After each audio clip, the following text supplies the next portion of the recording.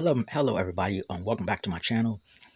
I am here to review Wrestling News Magazine, Wrestling News Magazine number 114.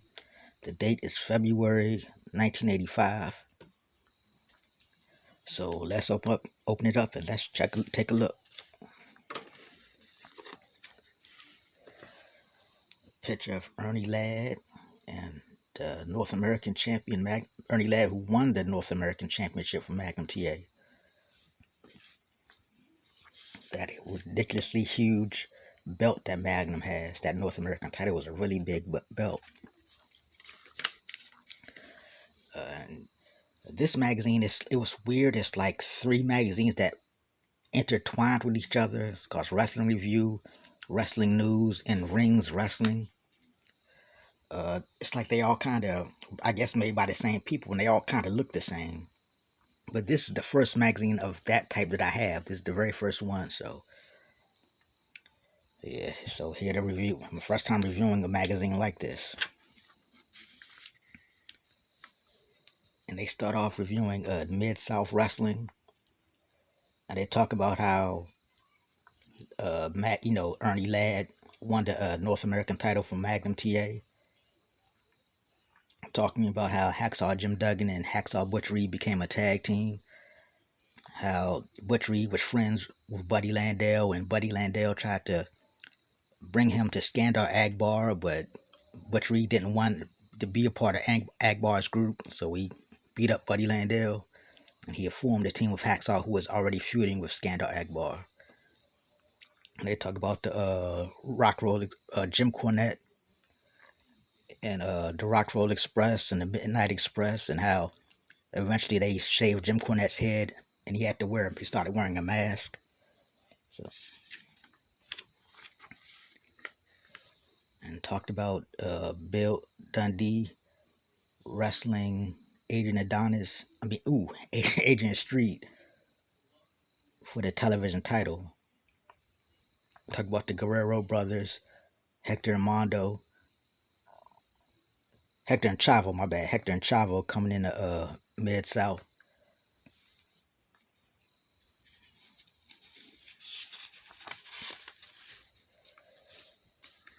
This is a look at the Road Warriors. The Road Warriors look to become the undisputed tag team champions of the world. And of course, this story is written by Paul Heyman. So, way before he was the wise man, he was a journalist, a freelance journalist, writing for this magazine and taking pictures.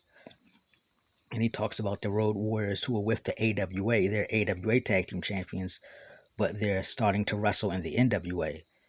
So I don't know if this had to do with the Pro Wrestling USA organization, or if just the Road Warriors had that power that they could just do what they wanted. And I guess Verne Gagne really couldn't stop them. So they were AWA tag team champions, but they started wrestling a little bit in the NWA. And here they talk about Pro Wrestling USA, and they talk about Bob Backlund joining the USA, Pro Wrestling USA. And they were talking about about him leaving the WWF, and how he waited for a rematch against Iron Sheik and Hulk Hogan, but he never got it. So, and then he said that Vince McMahon wanted him to dye his hair red. He said that Bob Backlund as himself was not an interesting wrestler anymore. But if he dyed his head and became a dirty wrestler, he would actually get a shot. But Bob said he didn't want to he didn't want to be that. That wasn't him. So he wanted to be who he truly was. And this is something I didn't know. They said that after Bob Backlund left, WWF would start showing some old footage of him, negative footage of him, saying how he wasn't the same wrestler he used to be. He's not as good as he was. So I didn't know that they did that, you know. But that do sound like something Vince would do. And then here they refer to him as Junior McMahon. They don't call him Vince McMahon. They refer to him as Junior McMahon. So I know Vince would hate that.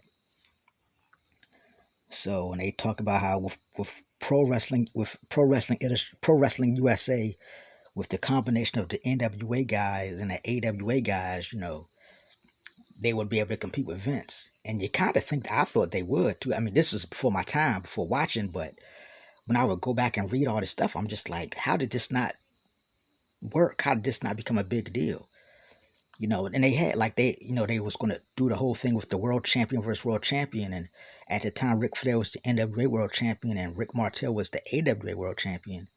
It's like, why would you I mean, they wrestled, but they wrestled in Japan. It's like, why would you not build this match up for the States and have this show, I don't know, in New York or something, and have world champion versus world champion, or have it built on your TV and put that on TV? Why would you have it in Japan? I mean, how many people even knew about that? I don't know if they hyped that match up like on their shows for Japan. I don't know, but it's just like, you figured you would have your first your first champion versus champion from major leagues in the current environment era, in the the like 80 85 era. You think that would be a big deal, and they had him wrestling in Japan instead of the States. That's crazy. I guess maybe that's one of the reasons that promotion didn't work, I guess. And here this is the AW, talking about the AWA, and they're talking about Rick Martel turning back challenges from Nick Bockwinkel, and talk about the Fabulous Ones and Steve Regal, the original Steve Regal, who was the AWA World Light Heavyweight Champion, but he was never defending the title. I'm gonna talk about the Road Warriors being there. They have a little write up on Nick Patrick, the referee, just talking about him and get being a former wrestler, then becoming a referee. And they talk about Georgia Championship Wrestling, and with talking about Jimmy Hart and Jerry Lawler and all the Memphis guys being in there. This is an interview with the Hollywood Blondes, the national tag team champions. So this version of the Hollywood Blondes was Hustler Rip Rogers and the Golden Boy Ted Oates. They were the national tag team champions, and this was in Georgia at the time. So I know who Rip Rogers is, and I've seen him before. I heard the name Ted Oates, but I never seen him before. So never seen him wrestle, I should say.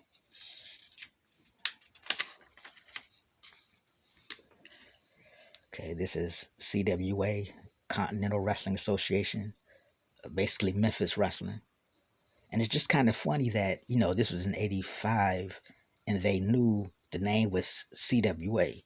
But when you watch the Stanley Western magazines, they always would refer to it as Mid-Southern Wrestling. And I'm like, why can't you just say the name of CWA? I mean, because they had Mid-South Wrestling, but they actually, in Mid-South, they called it Mid-South. In Memphis, they never referred to their wrestlings called Mid-Southern.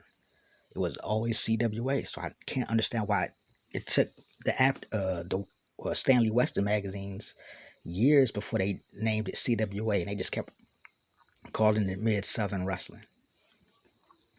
But anyway, they talk about Macho Man and Jerry Lawler teaming up, and Tommy Rich, Dutch Mantel, Eddie Gilbert, who was the international champion at the time.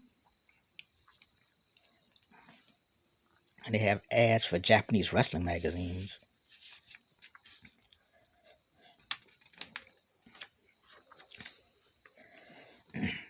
Mid-Atlantic Wrestling, talking about Wahoo McDaniels turning heel, because he wants the world title shot, but he's thinking that Ric Flair is looking past him, and everybody else is getting a title shot but him, so he's getting mad, and he wins the U.S. title, and now he wants the world title. Talk about the Assassins and Manny Fernandez. Then they got a report on Caribbean Wrestling, World Wrestling Council, and just talks about Carlos Colon and Bruiser Brody, and stuff like that. Macho Man was down there for a little bit. Then they talk about Northwest Wrestling, Pacific Northwest, with Mondo Guerrero and Tom Pritchard. Talk about Quebec Wrestling.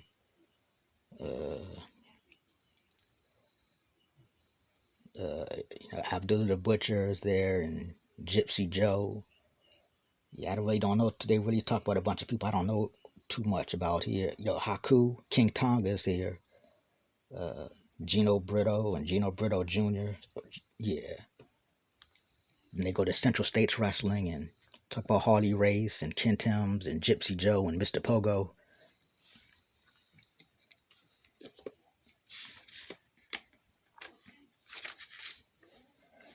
Florida Championship Wrestling.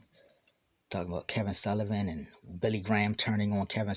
I guess Kevin Sullivan turned on Billy Graham because Kevin Sullivan was beating up this woman, and Billy Graham tried to stop him. And then Sullivan jumped Graham, and then Mike Graham came to save his uncle Billy Graham. So that's how he became a good guy.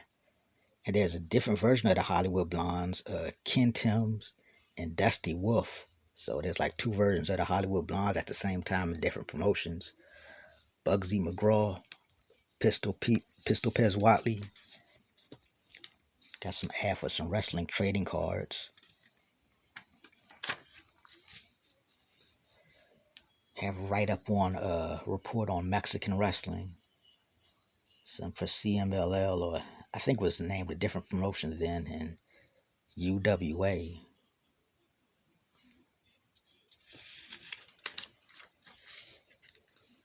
Gulf Coast Wrestling, which is I guess Southern or Southeast Championship Wrestling of Armstrong and Randy Rhodes and Austin Idol. Austin Idol continues to hold the Southeastern Heavyweight Championship belt. So guys like that, Robert Fuller, Jimmy Golden, all those guys, the Armstrongs.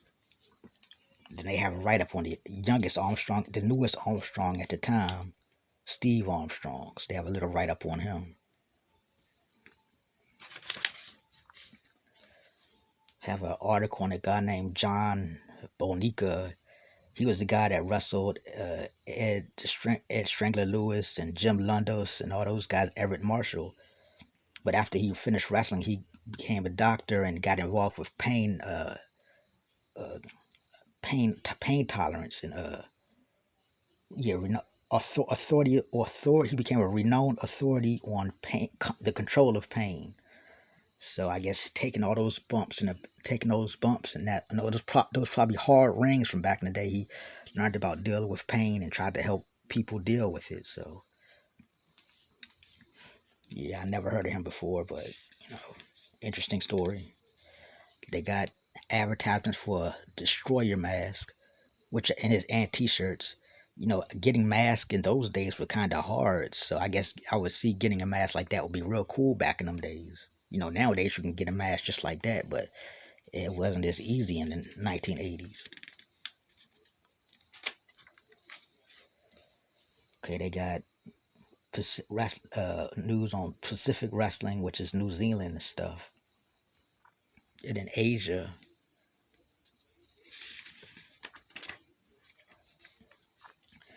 Texas Wrestling, which talk about world class, and talking about Chris Adams and with Gary Hart and how he won a world six-man titles with Jake Roberts and Gino Hernandez, and the whole Stella Mae French thing, and then Gino Hernandez bringing in Baby Doll, Nicola Roberts, Andrea the Giant.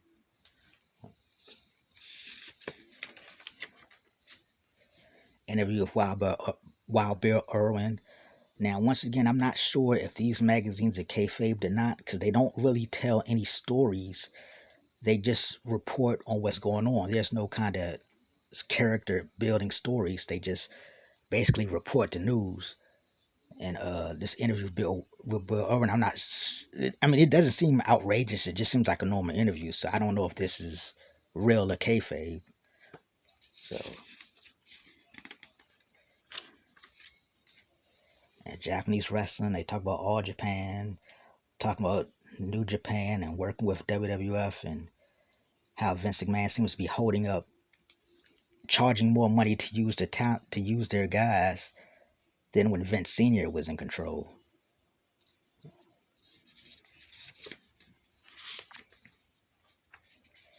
Got advertisements for more Japan wrestling magazines.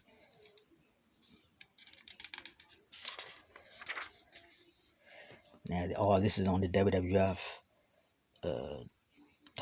Talking about Jesse Ventura coming in, and them going into territories, invading AWA and invading AWA territories, and trying to go into other territories, and working at going to Toronto and things like that. It's a lot of tight news. They got subscribed to these Major League Wrestling souvenir programs. They did programs for WWF in Mid South. Okay, news on reporting on British wrestling.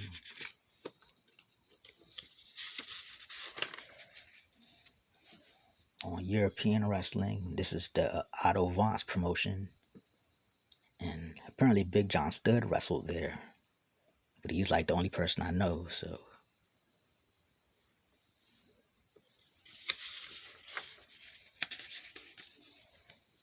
on and around the mat world, and just talks about they talked about Mike George and how he wrestled, then stopped wrestling and became a car salesman.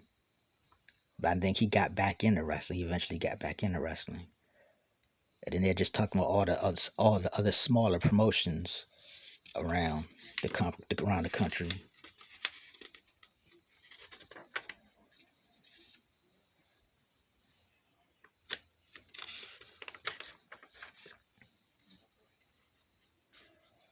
Okay, back issues of wrestling news and the ring wrestling and wrestling review.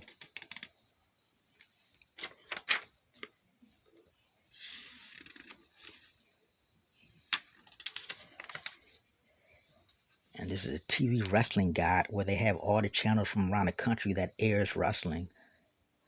They don't tell what wrestling they air, but it's just times that wrestling comes on in the areas. They got air times in Alabama, Arizona, Arkansas, California, Colorado, Connecticut, DC, Florida, Texas. So it they just name states. My bad, states around the country that's just airing wrestling times. They tell the TV station and what time the shows come on.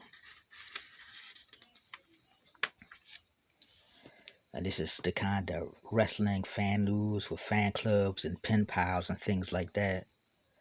It's kind of amazing that they didn't have the pen pal thing in the Stanley Western magazines.